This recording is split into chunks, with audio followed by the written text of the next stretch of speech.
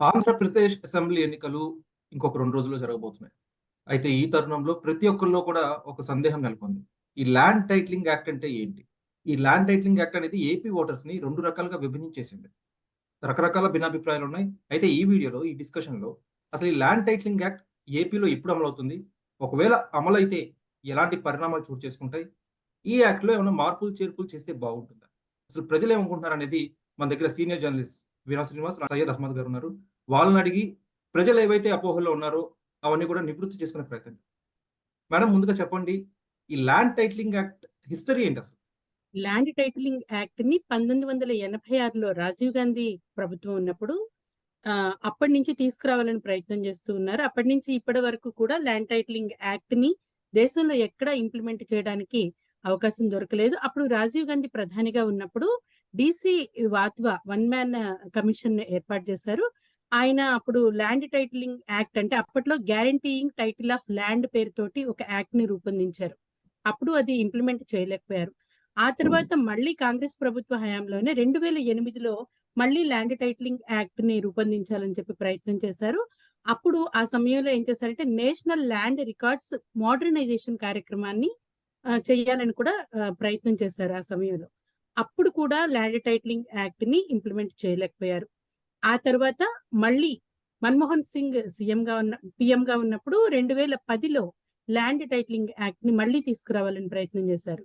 అప్పుడు సాధ్యపడలేదు. 2013లో మళ్ళీ కాంగ్రెస్ ప్రభుత్వ హయాంలోనే యూపీఏ హయాంలో మళ్ళీ ల్యాండ్ టైటిలింగ్ యాక్ట్‌ని తీసుకురావడం కోసం ఒక ఎక్స్‌పర్ట్ కమిటీని ఏర్పాటు చేశారు. ఈ ఎక్స్‌పర్ట్ కమిటీలో ఆంధ్రప్రదేశ్ రాష్ట్రానికి చెందినటువంటి సీనియర్ ఐఏఎస్ అధికారి కూడా ఉన్నారు. మొత్తం 5గురు సభ్యులతోటి ఎక్స్‌పర్ట్ కమిటీని ఏర్పాటు చేశారు.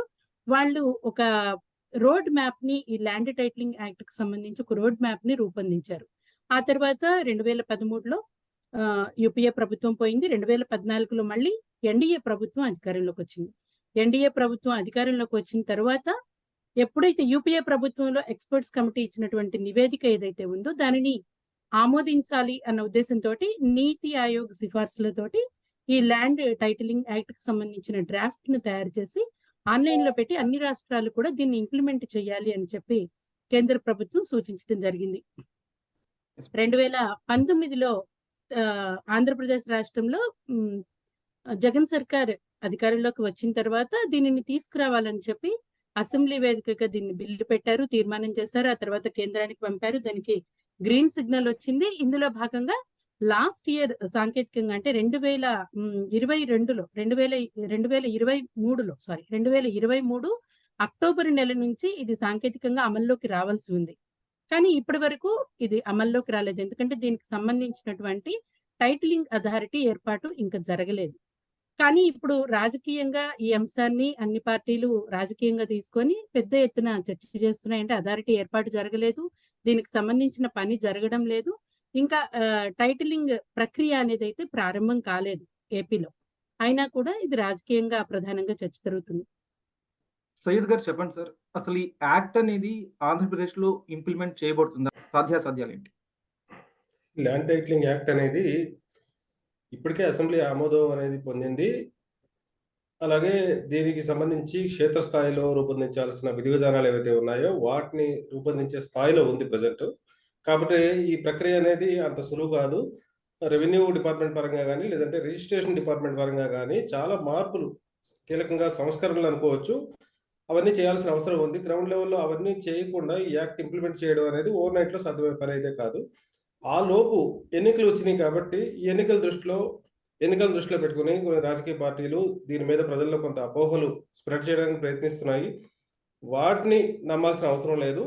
వాస్తవ పరిస్థితుల ఆధారంగా చూసుకుంటే, ఈ యాక్ట్ ప్రజలకి ఏ విధంగా మేలు చేస్తుందనేది నేరుగా చట్టం చదువుకుంటే తెలుస్తుంది. ఆ చట్టంలో పేర్కొనని విషయాలు ఎక్కువగా ప్రచారంలోకి వస్తున్నాయి. ఫర్ ఎగ్జాంపుల్ మనం చూస్తే జిరాక్స్ కాపీలు ఇస్తారనేది. ఆస్తుల సేల్ డీడ్‌లకి సంబంధించి జిరాక్స్ కాపీలు ఇస్తారనేది ప్రధానంగా జరుగుతున్న ప్రచారం. మీకు జిరాక్స్ కాపీలు ఇస్తారు. గవర్నమెంట్ దగ్గర మెయిన్ డాక్యుమెంట్లు ఉంటాయనేది. ఇది ఖచ్చితంగా ఇది ఒక తప్పుడు ఆరోపణ అనుకోవచ్చు. అలాగే ఆస్తులకు గ్యారంటీ ఉండదు. గ్యారంటీ ఉండదంటే ప్రభుత్వం తన చేతిలో ఉంచుకుంటది కాబట్టి మీకు గ్యారంటీ ఉండదు. మీ చేతిలో ఉంటే మీకు గ్యారంటీ ఉంటుంది అనేది విపక్షాలు ప్రధానంగా ఇంకొక ఆరోపణ చేస్తున్నాయి. అలాగే భూములు లాక్కుంటారని, ఇళ్ల స్థలాలు ఎత్తుకెళ్తారని, ఒరిజినల్ పత్రాలు ఇవ్వరని, యాజమాన్య హక్కులు నిరూపించుకోవాల్సి ఉంటుందని ప్రధానంగా, కోర్టులకు వెళ్ళే అవకాశం ఉండదని, అలాగే వారసులకి భూములు దక్కవని చెప్పి, ఇది కేంద్ర చట్టం కాదు రాష్ట్రం తీసుకొచ్చిన చట్టం మాత్రమే అని చెప్పి, పాస్బుక్లు ఉండవని, అలాగే ప్రభుత్వం వాళ్ళ దగ్గర దస్త్రాలు ఉంచుకుంటుంది కాబట్టి ఎవరికి ఏ హక్కు లేకుండా పోతుంది కంప్లీట్ అనేది దీని మీద జరుగుతున్నటువంటి ప్రచారం. అయితే దీన్ని ఈ కోణంలో అంటే రాజకీయ నాయకులు ఏమనుకుంటున్నారనేది కాసేపు పక్కన పెడితే వాస్తవ దృష్టితో దీన్ని చూడాల్సిన అవసరం ఉంటుంది. చట్టంలో ఏం పేర్కొన్నారు దాన్ని మనం వాస్తవ దృష్టితో చూస్తే అసలు నిజాలు అర్థమవుతాయి. అసలు ఈ చట్టం ఎందుకు తీసుకొచ్చారు? ఈ చట్టం తీసుకురావడం వెనకాల ఉద్దేశం ల్యాండ్ టైటిలింగ్ అనేది క్లియర్గా ఉండాలి. ల్యాండ్ టైటిలింగ్ అనేది క్లియర్గా లేకపోతే అసలు సదరు ల్యాండ్ ఓనర్ ఎవరో తెలియకపోతే అది ఎప్పటికీ సస్పెన్స్ గా మిగిలిపోతే ఈ కోర్టుల చుట్టూ ప్రజలు తిరుగుతూనే ఉంటారు. దీంట్లో మధ్యలో కొంతమంది లాయర్లు లబ్ధి పొందుతారు తప్ప జనానికి వృధా ప్రయాసాలు అనేవి తప్పవు, వ్యయ ప్రయాసాలు అనేవి తప్పవు. దీన్ని సరిదిద్దడం కోసం కేంద్ర ప్రభుత్వం నీతి ఆయోగ్ సిఫార్సులతో ఈ చట్టాన్ని తీసుకొచ్చింది. మళ్ళీ కేంద్ర ప్రభుత్వం ఆమోదాన్ని పంపించింది, కేంద్రం ఆమోదించింది, అసెంబ్లీలో కూడా ఆమోదం పొందిన చట్టం కాబట్టి ఇది ఫోర్స్ లోకి వచ్చినట్టే అనుకోవచ్చు. కాకపోతే ఫోర్స్లోకి వచ్చినప్పటికీ కూడా క్షేత్రస్థాయిలో అమలు అనేది చట్టం చేసి గెజిట్ నోటిఫికేషన్ ఇవ్వడంతో అమల్లోకి వచ్చినట్టు మనం అనుకోలేము. గ్రౌండ్ లెవెల్లో రిజిస్టర్ ఆఫీస్లో నేరుగా ఇది అమల్లోకి వచ్చి దీన్ని యాక్ట్ చేయడం, రిజిస్టార్లు ఎప్పుడైతే దీని మీద ప్రాసెస్ మొదలు పెడతారో అప్పుడు ప్రత్యక్షంగా ఇది అమల్లోకి వచ్చినట్టు మనం అనుకోవచ్చు. ఆలోపు జరుగుతున్న ప్రచారం అంతా ఒక అపోహలు మాత్రమే. ముఖ్యంగా కోర్టులకు వెళ్లకుండా మొత్తం ల్యాండ్ టైటిలింగ్ అథారిటీ స్థాయిలోనే అన్ని జరిగిపోతాయని ఏదైతే చెప్తున్నారో అది పూర్తిగా తప్పు. కోర్టులకు వెళ్ళకపోవడం అంటే ప్రస్తుతం నెలకొన్నటువంటి భూ వివాదాలు ఏవైతే ఉన్నాయో వాటిలో జరుగుతుంది ఏంటంటే సివిల్ కోర్టులు, రెవెన్యూ కోర్టులు, జిల్లా స్థాయిలో లేదంటే కింద స్థాయిలో ఉన్న కోర్టులు ఏవైతే ఉన్నాయో ఆ ప్రతి కోర్టులో కూడా కొన్ని లక్షల దస్త్రాలు పెరిగిపోయి ఉన్నాయి. అంటే పిటిషన్లు, కేసులు పెరిగిపోయి ఉన్నాయి. ఈ రెట్టింపేజం ఎక్కువైపోతుంది. ఈ కేసులు ఎప్పుడైతే గ్రౌండ్ లెవెల్ నుంచి స్టేట్ కోర్టుల వరకు లేదంటే సుప్రీంకోర్టు వరకు, హైకోర్టుల వరకు, సుప్రీంకోర్టుల వరకు ఎప్పుడైతే ఈ దస్త్రాలన్నీ పెరిగిపోయి ఉన్నాయో ఇక్కడ ప్రతి దస్త్రం కదలడానికి కనీసం 10 ఏళ్ళు 15 ఏళ్ళు టైం పడుతుంది. దీన్ని నివారించడం కోసం ఒక స్టేజ్ వరకు ల్యాండ్ టైటిలింగ్ అథారిటీకి పవర్ ఇవ్వడం ద్వారా వాళ్ళు సరిచేసే అవకాశం ఇస్తున్నారు. దీంట్లో తప్పులు ఏమైనా ఉంటే సరిచేసి రికార్డు వెరిఫై చేసి చేయదగిన అధికారం ల్యాండ్ టైటిలింగ్ అథారిటీకి ఇస్తున్నారు. ఒక స్టేజ్ దాటిన తర్వాత ఖచ్చితంగా దీని మీద కోర్టులో జోక్యం చేసుకోవాల్సిన పరిస్థితి ఉంటుంది. ఆ ప్రొసీజర్లో భాగంగా కింది కోర్టులకి మాత్రమే వెళ్లాల్సిన అవసరం లేకుండా ల్యాండ్ టైటిలింగ్ అథారిటీని అప్రోచ్ అవ్వమని చట్టం చెప్తోంది. ల్యాండ్ టైటిలింగ్ అథారిటీలో ల్యాండ్ టైటిలింగ్ ఆఫీసర్ ఉంటారు, అలాగే అపిలేట్ అథారిటీ ఉంటుంది. ఈ రెండు ఏది జిల్లా లెవెల్లో ఉంటుంది, స్టేట్ లెవెల్లో ఉంటుంది. జిల్లా లెవెల్లో ఉన్న ల్యాండ్ టైటిలింగ్ అథారిటీ కానీ అపిలేట్ అథారిటీ కానీ అక్కడ న్యాయం జరగలేదని అనుకుంటే సదరు వినియోగదారుడు ఎవరైతే ఆ భూ యజమాని ఉన్నాడో అక్కడ న్యాయం జరగకపోతే స్టేట్ ట్రిబ్యునల్కి వెళ్లాల్సి ఉంటుంది. స్టేట్ ట్రిబ్యునల్లో కూడా జరగకపోతే హైకోర్టులో ప్రత్యేకంగా ఏర్పాటు చేసినటువంటి ఈ ల్యాండ్ టైటిలింగ్ సంబంధించిన వివాదాల బెంచ్కి వెళ్లాల్సి ఉంటుంది. అక్కడ ఖచ్చితంగా న్యాయం జరుగుతుంది, లేదంటే మళ్ళీ సుప్రీంకోర్టుకి వెళ్ళే అవకాశం కూడా ఉంటుంది. దీని మీద ఏది ఎండ్ పాయింట్ అనేది ఎక్కడా లేదు. దీనికి ఫస్ట్ పాయింట్, కోర్టులకు వెళ్లాల్సిన అవసరం లేకుండా ఏ చట్టం కూడా ఉండదు. అసలు దేశంలో ప్రస్తుతం రాజ్యాంగం అమలు చేసుకుంటున్నాం. రాజ్యాంగంలో కూడా ఎన్నో లోటుపాట్లు ఉంటాయి. ఆ లోటుపాట్ల మీద కోర్టులు కింది స్థాయి నుంచి కూడా సుప్రీంకోర్టు స్థాయి వరకు కూడా కోర్టులు దాని మీద కేసులు విచారణ జరుపుతున్నాయి. అక్కడ కూడా దాని మీద ఒక క్లారిటీ రానప్పుడు రాజ్యాంగ ధర్మాసనాలు కూడా ఉన్నాయి. సుప్రీంకోర్టు స్థాయిలో రాజ్యాంగ ధర్మాసనాలు కూడా విచారణ జరిపి అయోధ్య లాంటి కేసుల్లో కూడా భూ వివాదాలకి ఒక ఎండ్ పాయింట్ అనేవి ఇచ్చిన పరిస్థితి మనం చూస్తున్నాం. ఇక్కడ గ్రౌండ్ లెవెల్లో కోర్టులకు వెళ్ళే అవకాశం లేదు కాబట్టి కంప్లీట్గా కోర్టుకు వెళ్ళే అవకాశం లేదు అని చెప్పడం ఒక తప్పు. నెక్స్ట్, డాక్యుమెంట్లు గవర్నమెంట్ దగ్గర ఉంటాయి, మీకు జిరాక్స్లు మాత్రం ఇస్తారనడం కూడా తప్పే. వీటి మీద ఆల్రెడీ చట్టం వచ్చినప్పటికీ కూడా లాయర్లు ప్రధానంగా కొంత అభ్యంతరం వ్యక్తం చేస్తున్న పరిస్థితి. దీని మీద హైకోర్టులో వాళ్ళు పిటిషన్లు వేశారు. ఏపీ హైకోర్టులో ఈ విచారణ కూడా అక్కడ జరుగుతోంది. అక్కడ ఒక కంక్లూజన్ రావాల్సి ఉంది. ఈ ప్రాథమికంగా ఉన్న అడ్డంకులన్నీ క్లియర్ చేసుకుంటే త్వరలో అంటే నెక్స్ట్ వచ్చే 2 ఏళ్లలోనో 3 ఏళ్లలోనో దాన్ని అమలు చేసే అవకాశం ఉంటుంది. అది కొత్తగా ఏర్పాటయ్యే ప్రభుత్వ చిత్తశుద్ధి బట్టి ఆధారపడి ఉంటుంది. మేడం, ప్రధానంగా చెప్పండి, వైఎస్ఆర్సీపీపై ఈ ల్యాండ్ టైటిలింగ్ యాక్ట్ పై జరుగుతున్న రగడ నెగిటివ్ ఇంపాక్ట్ క్రియేట్ చేసే అవకాశం ఎంత మేరకు ఉంది ఈ వచ్చే ఎన్నికలు? ల్యాండ్ టైటిలింగ్ యాక్ట్ మీద ఇప్పుడు వైఎస్ఆర్సీపీ పై నెగిటివ్ ఇంపాక్ట్ అనే దానికంటే అసలు దాని అవసరాన్ని కూడా మనం ప్రెసెంట్ డిస్కస్ చేయాల్సిన అవసరం ఉంది. ల్యాండ్ టైటిలింగ్ యాక్ట్ తీసుకురావడం మనకు ప్రధాన ఉద్దేశం ఏమిటంటే, ఇప్పటి వరకు మనం ఏదైనా సరే ఏదైనా భూమి కొనుక్కోవాలన్నా, అమ్ముకోవాలన్నా డాక్యుమెంట్స్, రిజిస్టర్ డాక్యుమెంట్స్, దానికి లింక్ డాక్యుమెంట్స్, దానికి సంబంధించి మ్యాప్‌లు, ఆ తర్వాత ఇట్లా బి1 రిజిస్టర్‌లు ఇట్లాంటివెన్నో ఉంటాయి. 1బి ఇట్లాంటివి చాలా ఉంటాయి. ఈనాం భూములకు సంబంధించి. ఇప్పుడు మన దగ్గరకొచ్చే వరకు ఆంధ్రప్రదేశ్ రాష్ట్రమే కాదు, దేశవ్యాప్తంగా ఎక్కడ చూసినా భూములకు సంబంధించి ఒక 30 పత్రాలు అవసరం ఉంటాయి. ఒక భూమికి సంబంధించి, ఆ భూమికి సంబంధించి హక్కును నిర్ధారించే 30 పత్రాలు. అది కూడా సంపూర్ణ హక్కుని, పూర్తి హక్కుని ఏ పత్రం జస్టిఫై చేయట్లేదు. ఆ! ఈ 30 పత్రాలు సామాన్యులకు అర్థం కానివి. కొన్ని ల్యాండ్స్‌కి సంబంధించి ఈనాం భూములంటారు. తర్వాత వక్ఫ్ భూములుంటాయి, దేవాదాయ శాఖ భూములుంటాయి, అటవీ భూములుంటాయి. వీటికి సంబంధించిన అంటే ల్యాండ్స్‌కి సంబంధించిన డాక్యుమెంట్స్ అన్నీ ఒకటే చోట ఉండవు. గ్రామ పంచాయతీల్లో కొన్ని ఉంటాయి, మున్సిపాలిటీల్లో కొన్ని ఉంటాయి, మున్సిపల్ కార్పొరేషన్‌లో ఉంటాయి, జాయింట్ కలెక్టర్ దగ్గర ఉంటాయి, కలెక్టర్ దగ్గర ఉంటాయి. ఇలా సర్వే ఆఫీసుల్లో ఉంటాయి. ఇట్లా ప్రతి చోట రకరకాలుగా సంబంధిత శాఖల ఆఫీసుల్లో ఉంటాయి. అన్ని చోట్ల డాక్యుమెంట్లు ఉండడం మూలంగా వీటికి సంబంధించి ఒక క్లారిటీ లేదు. ఎవరైనా ఏదైనా ఒక డిస్ప్యూట్ ఉందనుకోండి ఒక ల్యాండ్‌కి సంబంధించి, ఈ ఒక్క చోటికెళ్తే పరిష్కారం అవుతుంది అన్న పరిస్థితి లేదు. ఈ ల్యాండ్ టైటిలింగ్ యాక్ట్ తీసుకురావడం వెనుక ఉన్న ప్రధాన ఉద్దేశం, ఒకటే చోట సమస్య పరిష్కారం కావాలి. ఒకటే డాక్యుమెంట్ సరిపోతుంది. 100 రకాల డాక్యుమెంట్స్ ఒక పెద్ద ఫైల్ తీసుకుపోయి సామాన్యులు మనం ఎప్పుడు కూడా ఆహ్, సామాన్యులు ఎవరు రైతు వారి కుటుంబాలను తీసుకున్నట్టయితే, ఒక రైతు చిన్న కమతాలు ఉన్నటువంటి రైతు, 1 ఎకరో 2 ఎకరాలు ఉన్న రైతు, అతనికి చదువే లేదనుకుందాం. అతను ఆ డాక్యుమెంట్స్ ఇవి తీసుకురండి, అవి తీసుకురండి, ఇందులో ఏముందో, అందులో ఏముందో అంటే అన్ని ఆఫీసులకి తిరిగి అవన్నీ తీసుకొచ్చి తన భూమి ఇది అని నిర్ధారణ చేసుకోలేడు. దానికి అతను చాలా ఖర్చు పెట్టాలి. ఎవరినైనా తెలిసిన వాళ్ళని తీసుకువెళ్ళాలి. అడ్వకేట్‌లను అప్రోచ్ అవ్వాలి. దీనివల్ల వాళ్ళకు సమయం వృధా అవుతుంది, డబ్బులు ఖర్చవుతుంది. ఈ ల్యాండ్ టైటిలింగ్ యాక్ట్ వల్ల ఒకటే డాక్యుమెంట్‌లో వీళ్ళకి సంబంధించినటువంటి సంపూర్ణమైనటువంటి హక్కు కల్పించటం ఉద్దేశం. ఉద్దేశం మంచిదే. యాక్ట్ కూడా మంచిదే. కాకపోతే అందులో ఉన్నటువంటి లొసుగులే ఆహ్, ఎక్కువ మిస్‌యూజ్ అయ్యే అవకాశం ఉంటాయన్న అభిప్రాయాన్ని కలిగిస్తున్నాయి. ఈ 30 డాక్యుమెంట్ల ప్లేస్‌లో ఒకటే డాక్యుమెంట్ మీకు హక్కుగా ఇస్తే తప్పేంటి అన్నది వైసీపీ సర్కార్ చేస్తున్నటువంటి ప్రధానమైనటువంటి అంశం. చెప్తున్నటువంటి ప్రధానమైన అంశం. అయితే అందులో తప్పులేదు. కానీ ఈ యాక్ట్‌ని ఇంప్లిమెంట్ చేయడంలో కింది స్థాయి నుంచి అంటే జిల్లా స్థాయిలో ఈ టైటిలింగ్ రిజిస్ట్రేషన్ అధికారి ఉంటాడు. తర్వాత అప్పిలేట్ అధికారి ఉంటాడు. వీళ్ళందరూ అంటే వీళ్ళని నియమించటం మీద వస్తున్నటువంటి సమస్య ఏదైతే ఉందో, వీళ్ళని నియమించటం అంటే కింది స్థాయిలో మనకు టైటిలింగ్ రిజిస్ట్రేషన్ అధికారిని ఏ స్థాయి వాళ్ళనైనా నియమించొచ్చు. వాళ్ళ ఐఏఎస్, ఐపీఎస్ ఇట్లాంటి వాళ్ళు కావాల్సిన అవసరం లేదు. వాళ్ళెవరినైనా నియమించొచ్చు. వాళ్ళకు న్యాయపరమైనటువంటి అవగాహన లేకపోతే, ఇప్పుడు ఒక రైతుకి న్యాయం చేయాలి అంటే దానికి సంబంధించిన అవగాహన ఉండాలి. ల్యాండ్స్‌కి సంబంధించిన అవగాహన ఉండాలి. లేకపోతే అట్లాంటి వాళ్ళని నియమించినప్పుడు అది మిస్‌యూజ్ అయ్యే అవకాశం ఉంటుంది. సో, ఖచ్చితంగా నియామక మిస్‌యూజ్ అయ్యే ప్రక్రియలో లోటుపాట్లు లేకుండా చూసుకోవాలి ఫస్ట్ థింగ్. నియామక ప్రక్రియలో లోటుపాట్లు ఉంటే అది మిస్‌యూజ్ అవుతుంది. ఎందుకంటే వాళ్ళు ఖచ్చితంగా ఎవరిని ఖచ్చితంగా జస్టిఫై చేయలేరు. మళ్ళీ ఈ వ్యవస్థలు ఏవైతే ఉన్నాయో ట్రిబ్యునల్ ఏర్పాటు, అప్పిలేట్ ఏర్పాటు ఇవి ప్రభుత్వం అండర్‌లో పనిచేసేటువంటి వ్యవస్థ. స్వతంత్రంగా పనిచేసేవి కాదు. స్వయం ప్రతిపత్తి ఉన్న వ్యవస్థ అయితే పారదర్శకంగా పనిచేస్తుందనేటువంటి భావన కొంతమేరకు మనం ఆలోచించవచ్చు. కానీ ఇవి ప్రభుత్వ అధీనంలో పనిచేసే వ్యవస్థలైనప్పుడు ప్రభుత్వం యొక్క ఒత్తిడి కూడా ఒక్కొక్క సందర్భంలో ఉండొచ్చు అనే అనుమానాలు ప్రజలకు ఉండడం సహజం.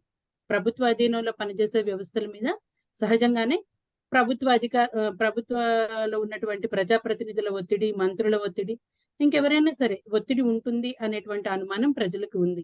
ఇప్పుడు ప్రభుత్వం చెప్తున్నప్పటికీ ఈ ల్యాండ్ టైటిలింగ్ యాక్ట్ వల్ల మీకు బెనిఫిట్ జరుగుతుంది. ఒకటే డాక్యుమెంట్‌లో మీకు భూమికి సంపూర్ణ హక్కు ఇస్తున్నాము అని ప్రభుత్వం చెప్తున్నప్పటికీ కూడా అది క్షేత్రస్థాయిలోకి వెళ్ళినప్పుడు ఎంతవరకు ఇంప్లిమెంట్ అవుతుందనేది కూడా ఇక్కడ మనం చూడాల్సిన అవసరం ఉంది.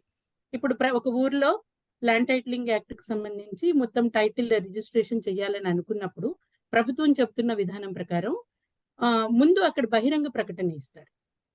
బహిరంగ ప్రకటన ఇచ్చిన తర్వాత ల్యాండ్ టైటిలింగ్ స్టార్ట్ చేస్తారు. ఎక్కడైతే డిస్ప్యూట్ ఉన్నారో ఆ డిస్ప్యూట్ ఉన్న ల్యాండ్స్ వాళ్ళతోటి మాట్లాడి వాటిని డిస్ప్యూటెడ్ ల్యాండ్స్ కింద వాటిని రిజిస్టర్ చేయకుండా వాటిని అప్పిలేట్‌కి పంపిస్తారు. అప్పిలేట్‌లో ఏదైతే వాళ్ళ సమస్యను పరిష్కరించి ఆ సమస్య పరిష్కారం అయిన తరువాత దాన్ని రిజిస్టర్ చేస్తారు. ఒకవేళ సమస్య పరిష్కారం కాకపోతే వాళ్ళని మళ్ళీ కోర్టుకు పంపిస్తారు. కోర్టు అది కూడా హైకోర్టులో ఒక స్పెషల్ బెంచ్ ఏర్పాటు చేస్తారు. ఆ ఏర్పాటు చేసిన బెంచ్‌కి పంపిస్తారు. అక్కడ బెంచ్ డెసిషన్ ఏదైతే ఉంటుందో ఆ డెసిషన్ ఫైనల్‌గా అప్పీలేట్ ఇంప్లిమెంట్ చేస్తుంది. అంటే ఈ మొత్తం ప్రక్రియ సాధ్యమయ్యేదేనా అనేది ఒకటి మనం క్వెషన్ చేసుకోవాల్సిన అవసరం ఉంది. ఎందుకంటే ఆంధ్రప్రదేశ్ రాష్ట్రంలో 700కు పైగా సివిల్ కోర్టులున్నాయి. ఈ సివిల్ కోర్టుల్లో చాలా కేసులు ఇప్పటివరకు పెండింగ్‌లో ఉన్న ల్యాండ్ డిస్ప్యూట్స్ చాలా ఉన్నాయి. ఒక ఒక ఒక ల్యాండ్‌ని ఏకకాలంలో 3, 4కి రిజిస్ట్రేషన్ చేసిన కేసులు కూడా ఉన్నాయి. డాక్యుమెంట్‌లో ల్యాండ్ ఉండి ఫిజికల్‌గా ల్యాండ్ లేని కేసులు ఎన్నో ఉన్నాయి. ఇట్లా రకరకాల కేసులున్నాయి. ఇవి పరిష్కారం దొరకనటువంటి ల్యాండ్ డిస్ప్యూట్స్ చాలా కాలంగా కోర్టుల్లో ఉన్నాయి. 770 పైగా సివిల్ కోర్టులు ఉన్నాయి. ఇవేవి పరిష్కరించలేకపోయినటువంటి కేసులని హైకోర్టులో ఏర్పాటు చేసే ఒకే బెంచ్ ఈ కేసులన్నింటినీ పరిష్కరించగలుగుతుందా అనేది ఒక క్వెషన్ మనకక్కడ. యెస్. ఆ సరే. తర్వాత పరిష్కరించిన తర్వాత మళ్ళీ దీన్ని రిజిస్టర్ చేస్తారు. అంటే ఇది ఎంత ప్రాసెస్ పడుతుంది మొత్తం?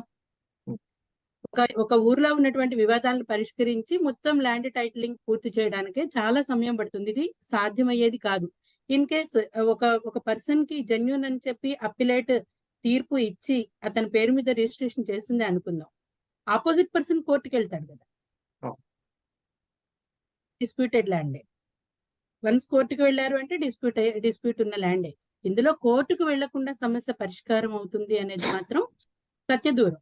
ఇందులో ప్లస్ ఏంటి అనంటే ఒకటే డాక్యుమెంట్ లో ఇన్ని చోట్లకి తిరగకుండా ఒకటే దగ్గర పని అవుతుంది అనేది మాత్రం ఈ ల్యాండ్ టైటిలింగ్ యాక్ట్ లో ఉన్నటువంటి ప్లస్. సార్, ప్రధానంగా వైసీపీ చెప్తుంది ఏంటంటే దీనివల్ల భూ కబ్జాలు తగ్గుతాయి. ఎన్నాళ్ళలో సమస్యాత్మకంగా ఉన్న కొన్ని భూ వివాదాలు కూడా తగ్గుతాయి. ప్రజలు కోర్టుల చుట్టూ తిరగాల్సిన అవసరం లేదు.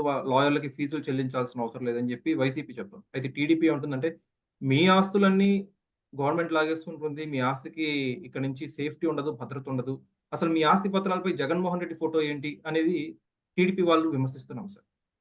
ఈ అంశాలను ఎలా ఇప్పుడు చూడొచ్చు? దాకా ఇప్పుడు దాకా ఈ ఈ ప్రస్తావన లేకపోతే ఈ ఆరోపణలు రావడానికి కొంత బేసిస్ ఏమైందంటే పట్టాదారు పాస్ పుస్తకాల మీద ఎప్పుడైతే CM Jaganmohan Reddy photo government print చేయడం మొదలుపెట్టిందో అక్కడి నుంచి ఈ అపోహలకి వీటికి కొంతవరకు ఒక ప్రచారం రావడానికి లేదంటే ఒక ఆరోపణలు రావడానికి విపక్షాల నుంచి ఆస్కారం దొరికినట్టయింది. అది ఎన్నికల సమయం కావడం వల్ల దీన్ని ఏకంగా ఈ పట్టాదారు పాస్ పుస్తకాల వ్యవహారాన్ని మొత్తం ల్యాండ్ టైటిలింగ్ యాక్ట్కే అన్వయించి మొత్తం గవర్నమెంట్ ఇప్పటికే మీ పట్టాదారు పాస్ పుస్తకాల మీద తన ఫోటో వేసుకుంటున్నప్పుడు సేమ్ ఈ ల్యాండ్ టైటిలింగ్ చట్టం అమల్లోకి వచ్చిన తర్వాత కూడా మీ సేల్ డీడ్లు ఏవైతే ఉన్నా వాటి మీద కూడా సీఎం జగన్మోహన్ రెడ్డి ఫోటో వేసుకునే పరిస్థితి ఉంటుంది.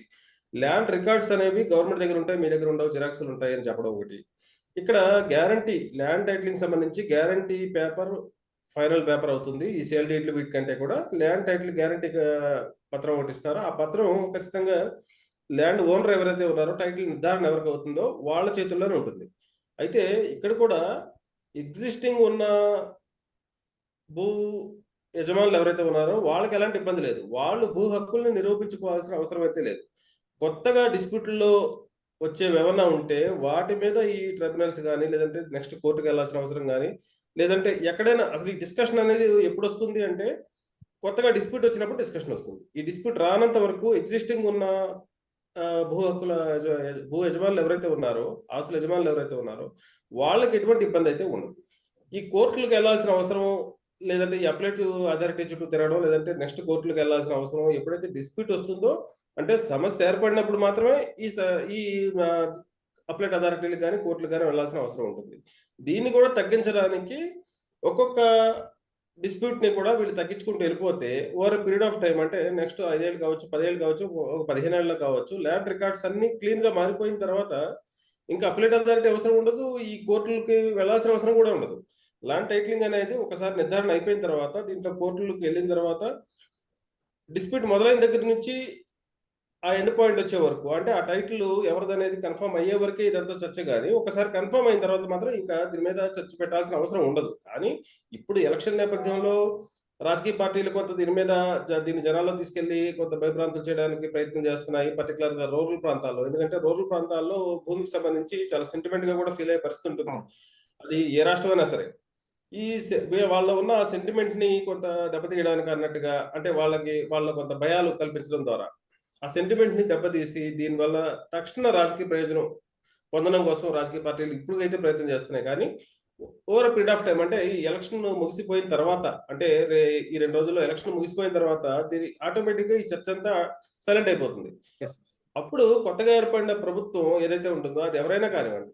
ఆ ప్రభుత్వం ల్యాండ్ టైటిలింగ్ యాక్ట్ అయితే ఖచ్చితంగా అమలు చేయాల్సిన పరిస్థితి ఉంటుంది. ఎందుకంటే ఇది ఆల్రెడీ ఫోర్స్‌లో వచ్చిన యాక్టే కాబట్టి. దీన్ని రద్దు చేస్తాము అంటే అది రిపీల్‌మెంట్ అనేది చేయాల్సి ఉంటుంది అసెంబ్లీలో. మళ్ళీ దానికి తగిన మెజారిటీ గాని, తగిన ఇదంతా ఒక పెద్ద ప్రక్రియ అంతా చేయాల్సిన అవసరం ఉంటుంది. మళ్ళీ కేంద్రం కూడా దాన్ని ఆమోదించాల్సి ఉంటుంది ఆ రిపీల్‌మెంట్‌ని. ఈ ల్యాండ్ టైటిలింగ్ యాక్ట్‌ని అమలు చేయాల్సి ఉంటుంది. ఇప్పుడు వీళ్ళు చెప్తున్న అభ్యంతరాలు ఏవైతే ఉన్నాయో అవి ఉంటే వాళ్ళే తీయాల్సిన పరిస్థితి ఉంటుంది. రేపు గవర్నమెంట్‌లు మారినా. అప్పుడు ఖచ్చితంగా ల్యాండ్ టైటిలింగ్ యాక్ట్ మీద ఇప్పుడు జరుగుతున్న ప్రచారం, ఎలక్షన్ తర్వాత జరగబోయే ప్రచారానికి ఖచ్చితంగా తేడా ఉంటుంది. ఇది అంతిమంగా జనాలకు ప్రయోజనం కల్పించే యాక్టే తప్ప దీంట్లో ఉన్న చిన్న చిన్న లోటుపాట్లు ఏమన్నా ఉన్నా వాటిని సరిదిద్దుకునే అవకాశం ఇప్పటికి స్టిల్ ఉంది. దీని మీద ఏమన్నా ఉంటే మళ్ళీ అసెంబ్లీలో ఆ అమెండ్మెంట్ బిల్ పెట్టుకోవచ్చు. అమెండ్మెంట్ బిల్ పెట్టుకొని దాంట్లో కావాల్సిన మార్పులు చేసుకోవచ్చు. లేదంటే ప్రజల నుంచి ఔట్‌రైట్‌గా అభ్యంతరాలు ఏమన్నా వ్యక్తమైతే, ఆందోళన వ్యక్తమైతే దాని మీద చర్చ జరుగుతుంది సొసైటీలో. ఆ చర్చ ఖచ్చితంగా ప్రజాప్రతినిధుల ద్వారా మళ్ళీ ప్రభుత్వం దగ్గరికి వస్తుంది. ప్రభుత్వం అసెంబ్లీలో దీన్ని మార్పులు చేర్పులు చేసే అవకాశం కూడా ఉంటుంది. కాకపోతే ఆలోపు జరగాల్సిన ప్రక్రియ ఏంటంటే ప్రజల్లో ముందు అవగాహన కల్పించాలి దీని మీద. యెస్. అసలు ఈ బిల్లు ల్యాండ్ టైటిలింగ్ యాక్ట్ వల్ల ప్రయోజనం ఉందా? లేదా? అపోహలేంటి?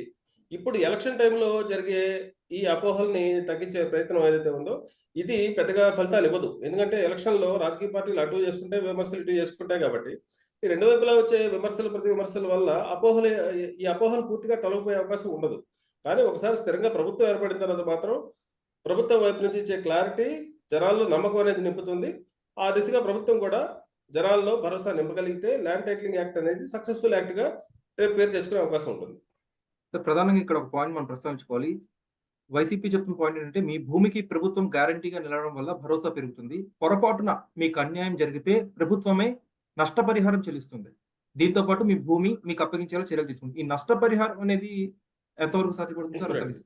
ఇన్సూరెన్స్ రూపంలో నష్టపరిహారం కూడా చెల్లించే పరిస్థితి ఉంది. అంటే ఫర్ ఎగ్జాంపుల్ ల్యాండ్‌కి రియల్ ఓనర్ ఉంటాడు. ఆ రియల్ ఓనర్ ఒకళ్ళు ఉన్నప్పుడు రెండో ఓనర్ మధ్యలో తను దీన్ని డిస్ప్యూట్ చేయడానికి ఎంటర్ అవుతాడు. ఎంటర్ అయ్యి దీన్ని ఒక సమస్యగా మారుస్తాడు.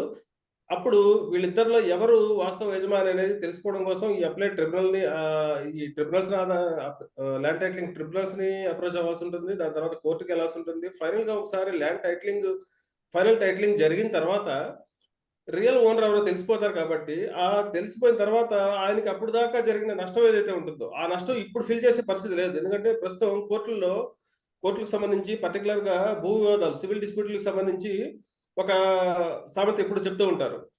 కోర్టులో ఈ ల్యాండ్ వివాదాలకు సంబంధించి గెలిచిన వాళ్ళు ఓడిపోయిన వాళ్ళు కోర్టులో ఏడుస్తారు. గెలిచిన వాళ్ళు ఇంటికొచ్చి ఏడుస్తారంట. దానికి కారణం ఏంటంటే ఈ పర్టిక్యులర్‌గా ఈ వాదన ఎందుకు వస్తుంది అంటే ఒక 10 ఏళ్ళు, 15 ఏళ్ళు ఫైట్ చేసిన తర్వాత దాని మీద టైటిల్ ఎవరో ఒకళ్ళకైతే వస్తుంది ఖచ్చితంగా. కానీ అక్కడ ఓడిపోయిన వాడు అక్కడ బాధపడతాడు. కానీ గెలిచిన వాడికి కూడా ఆ సంతోషం అనేది మిగలట్లేదు. ఇంటికొచ్చిన తర్వాత తను కూడా ఈ 15 ఏళ్లలో, 10 ఏళ్లలో తను ఇంత నష్టపోయాడు. అంటే ఇన్ని లక్షలు ఖర్చు పెట్టాడు. ఇంత మనశ్శాంతి లేకుండా పోయింది. ఒక రూపాయి కూడా తనకి ప్రయోజనం అంటూ ఉండదు. ఫైనల్‌గా ఆ ల్యాండ్ ఉంటుంది కాబట్టి తనకు వస్తుంది కాబట్టి దానివల్ల ఏమైనా ప్రయోజనం రావాలి తప్ప ఈ మధ్యలో పెట్టిన రూపాయి ఖర్చు కూడా వెనక్కి వచ్చే పరిస్థితి ఉండదు. కానీ ఇక్కడ ల్యాండ్ టైటిలింగ్ యాక్ట్‌కి వచ్చేసరికి ఇన్సూరెన్స్ అనేది ప్రొటెక్షన్ అని ఉంది. ఈ ప్రొటెక్షన్ ఉండడం వల్ల ఆ ఇన్సూరెన్స్ పర్టిక్యులర్‌గా ఇన్సూరెన్స్ బెనిఫిట్ అనేది ఆ విక్టిమ్ ఎవరైతే ఉన్నారో వాళ్ళకి లభించే అవకాశం ఉంటుంది. ఇది ల్యాండ్ టైటిలింగ్ యాక్ట్‌లో ఇదొక మంచి ఆస్పెక్ట్ అనుకోవచ్చు. మేడం మీరు చెప్పండి. లోన్ తీసుకోవాలంటే మనం వీళ్ళ పర్మిషన్ తీసుకోవాలా? ప్రధానంగా అందరూ అపోహపడుతున్న విషయం చేస్తున్న అంశం ఇది. ఖచ్చితంగా లోన్ తీసుకోవాలంటే ప్రభుత్వం ఏర్పాటు చేసిన ఈ రిజిస్ట్రేషన్ ఆఫీసర్, అప్లైడ్ డిపార్ట్మెంట్ వీళ్ళ పర్మిషన్ తీసుకోవాల్సి వస్తుందా? ఇదంతా ఏంటంటే డిస్ప్యూట్స్ ఎప్పుడైతే అరైజ్ అవుతాయో అప్పుడు ఈ చట్టం గురించి మాట్లాడుకోవాల్సి ఉంటుంది. వితౌట్ డిస్ప్యూట్ ఏమీ లేకుండా అది ఇప్పటికే ఒక జెన్యూన్ హక్కుదారు ఎవరైతే ఉంటారో వాళ్ళకి ఎటువంటి ఇబ్బందులు ఉండవు. వాళ్ళు యథావిధిగా ఇప్పుడు ఇంతకుముందు ఎలా బ్యాంకులో లోన్ తీసుకుంటారో అలా తీసుకుంటారు. కేవలం డిస్ప్యూట్ ఏర్పడిన సందర్భాల్లో మాత్రమే ఇది అప్లైట్ అథారిటీ దగ్గరకో లేకపోతే కోర్టుల దగ్గరకో వెళ్ళిన తర్వాత అప్పుడు లోన్ ఇమ్మంటే ఏ బ్యాంకు ఇవ్వదు. బయట నుంచి కూడా ఎక్కడ ఒక రూపాయి పుట్టదు. సేమ్ ఏ డిస్ప్యూట్ లేని వాళ్ళు ఎప్పటిలాగే తమ ప్రయోజనాలు ఏవైతే ఉన్నాయో లోన్ ప్రయోజనాలు లోన్ తీసుకునే అవకాశం ఉంటుంది. దాన్ని మార్ట్‌గేజ్ చేసుకునే అవకాశం ఉంటుంది. ఇదంతా same as it is continue అవుతుంది. So ma'am, what's your final take on this? ఇది ఎలా చేస్తే ప్రజల్లో ఉన్న ఈ డౌట్స్ అన్ని ఇప్పుడు క్లారిఫై అవుతాయి? ల్యాండ్ టైటిలింగ్ యాక్ట్ పైన ఇంత రగడ జరగడానికి ప్రధానమైన కారణం ఏంటంటే, ఇప్పుడు వైసీపీ ఎన్నికల సమయంలో అంటే గత 5 ఏళ్లుగా సమగ్ర భూముల సర్వే చేయించింది. Yes. ఇప్పుడు ల్యాండ్ టైటిలింగ్ యాక్ట్ ని తీసుకువచ్చి భూములు అంటే ఇంతకు ముందు బ్రిటిష్ కాలంలో జరిగినటువంటి సర్వే, ఆ తర్వాత భూముల సర్వే జరగలేదు. ఇప్పుడు ఏపీ ప్రభుత్వం చాలా ప్రతిష్టాత్మకంగా ఆ ల్యాండ్ సర్వే చేయించింది. ఈ సర్వే చేయించిన తర్వాత ఈ ల్యాండ్ టైటిలింగ్ యాక్ట్ ని కూడా తీసుకువస్తున్నాం, మీ భూములకు మేము రక్షణ కల్పిస్తున్నాం, మీకు భరోసా కల్పిస్తున్నాం, మీకు శాశ్వత హక్కులు కల్పిస్తున్నాం, మీకోసం ఇంత చేస్తున్నాం కాబట్టి మాకు ఓటేయండి అని ల్యాండ్ టైటిలింగ్ యాక్ట్ పేరుతోటి ప్రచారం చేయడంతో ఇప్పుడు ఈ రగడంతా మొదలైంది. ఎప్పుడైతే వైసీపీ ల్యాండ్ టైటిలింగ్ యాక్ట్ ని మేమే తీసుకువస్తున్నాం, ఏపీ ప్రభుత్వం ప్రతిష్టాత్మకంగా తీసుకొస్తుంది, ఇది చారిత్రాత్మకమైనటువంటి నిర్ణయం, దేశంలో ఎవరూ చేయనటువంటి సాహసం ఇది అని చెప్పి ప్రజల్లోకి వెళ్ళిందో అప్పుడు రగడ స్టార్ట్ అయింది. ఎందుకంటే అంతకుముందు అసెంబ్లీలో ల్యాండ్ టైటిలింగ్ యాక్ట్ కి ఆమోదం తెలిపినటువంటి టీడీపీ ల్యాండ్ టైటిలింగ్ యాక్ట్ లో ఉన్నటువంటి లొసుగులను బేస్ చేసుకొని ఇప్పుడు ప్రచారం చేస్తున్నటువంటి పరిస్థితి ఉంది. అందులో ఉన్నటువంటి లోటుపాట్లు అయితే ఖచ్చితంగా ఉన్నాయి ఈ యాక్ట్ లో. వాటిని సవరించుకోవాల్సిన అవసరం ఉంది. వాటిని సరిదిద్ది ప్రజలకు అందుబాటులోకి తీసుకురావాల్సిన అవసరం అయితే ఉంది. ఈ వైసీపీ ప్రచారం చేయడం వల్ల దానికి కౌంటర్ గా, ఎందుకంటే ఓటు బ్యాంక్ రాజకీయాల్లో భాగంగా ఈ సమయంలో వైసీపీ ల్యాండ్ టైటిలింగ్ యాక్ట్ ని తెర మీదకి తీసుకొచ్చింది. అదే ఓటు బ్యాంక్ రాజకీయాల కోసం టీడీపీ, జనసేన దీనికి సంబంధించి ఉన్నటువంటి లోటుపాట్లను తెర మీద తీసుకొచ్చాయి. అంటే అటు అందులో ఉన్నటువంటి ప్రోస్ వైసీపీ ప్రచారం చేస్తుంటే, అందులో ఉన్నటువంటి కాన్స్ టీడీపీ, జనసేన ప్రచారం చేస్తున్నాయి. అంటే ఏది ఏమైనప్పటికీ జనాలకు మాత్రం ఒక కన్ఫ్యూజన్ ని ఈ సమయంలో క్రియేట్ చేస్తున్నాయి. అంటే కేంద్ర ప్రభుత్వం తీసుకువచ్చినటువంటి యాక్ట్ అందరి కోసం, ప్రజలందరికీ మేలు జరగాలన్న ఉద్దేశంతోనే తీసుకువచ్చినటువంటి యాక్ట్. ఏ చట్టమైనా సరే, ఏదైనా సరే చిన్న కొద్దిపాటి లోటుపాట్లు ఉంటాయి. అవి ప్రాక్టికల్ గా అంటే క్షేత్రస్థాయిలో వాటిని ఇంప్లిమెంట్ చేస్తున్నప్పుడు వచ్చే లోటుపాట్లను మళ్ళీ సరిదిద్దుకుని సవరించుకునేటువంటి అవకాశం ప్రతి ప్రభుత్వానికి ఉంటుంది.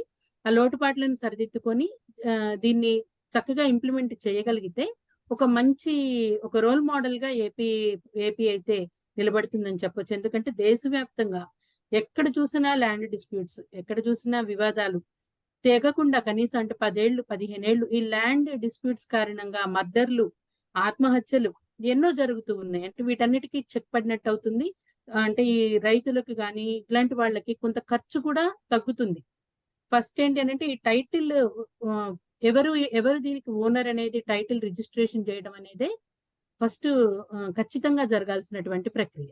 అందులో అవకతవకలు జరిగితే మాత్రం మళ్ళీ మొదలుకే వస్తుంది. ఈ ల్యాండ్ టైటిల్ యాక్ట్ యొక్క ఉద్దేశం కూడా దెబ్బతింటుంది. కాబట్టి ప్రభుత్వాలు అంటే ఇప్పుడు ఎన్నికల నేపథ్యంలో రాజకీయ ప్రయోజనాల కోసం చేస్తున్నటువంటి ప్రచారాన్ని పక్కన పెడితే నెక్స్ట్ అంటే ఆఫ్టర్ ఎలక్షన్స్ ఈ ల్యాండ్ టైటిల్ యాక్ట్ ని ప్రాపర్ గా ఏ ప్రభుత్వం వచ్చినా కూడా ప్రాపర్ గా దీన్ని ఉపయోగించుకొని ఏపీ ప్రజలకు మేలు చేయాలని చూస్తే మాత్రం ఇది ఒక మంచి ప్రాజెక్ట్ అవుతుంది. ఇది వేరే రాష్ట్రాలకు కూడా ఒక ఇంప్లిమెంట్ చేయాల్సినటువంటి ఒక అదిగా మనకు ఉంటుందన్నమాట. సరే సార్, చెప్పండి లాస్ట్ అండ్ ఫైనల్ గా. జగన్ గారు రీసెంట్ గా ఒక హాట్ కామెంట్స్ చేశారు. అదేంటంటే వైఎస్ జగన్ అనే వ్యక్తి భూములు ఇచ్చే వ్యక్తి కానీ భూములు లాక్కునే వ్యక్తి కాదు అని చెప్పి అన్నారు. సో ఓవరాల్ ఈ ల్యాండ్ టైటిలింగ్ యాక్ట్ పై రగడ కొనసాగుతున్న వేళ వైఎస్ఆర్సీపీ త్వరలో అయినా కానీ దీనిపై ఏమన్నా పరిష్కారం దిశగా ప్రజలకి ఉన్న అవగాహన లోపాలను క్లియర్ చేసే దిశగా ఉన్న ప్రయత్నం చేస్తుందంటారా? మీ ఫైనల్ టేక్ ఏంటి దీనిపై? ల్యాండ్ టైటిలింగ్ యాక్ట్ కి సంబంధించి ఇప్పుడు ఎలక్షన్ జరుగుతుంది కాబట్టి దీని మీద ఇంత చర్చ వచ్చింది. కానీ యాక్చువల్గా ఎలక్షన్ ఇప్పుడు లేకుండా ఉండుంటే మాత్రం ఇంకొక 2-3 ఏళ్ల పాటు దీని గురించి ఎక్కువ ఎవరు ఆలోచించే పరిస్థితి లేదు. ఎవరైతే దీనికి కొంత బాధితులు అవుతాం అనుకునే కొంతమంది లాయర్స్ అంటే వాళ్ళు ఈ గ్రౌండ్ లెవెల్ నుంచి ఉన్న కోర్టులు ఏవైతే ఉన్నాయో, చిన్న కోర్టుల దగ్గర నుంచి పెద్ద కోర్టుల వరకు వాదించి ఫీజుల రూపంలో కొన్ని సంవత్సరాల పాటు ఫీజుల రూపంలో డబ్బులు ఎవరైతే గుంజుకుంటారో కొంతమంది లాయర్స్ ఉన్నారో, అలాంటి లాయర్స్ మాత్రం హైకోర్టుని అప్రోచ్ అయ్యారు.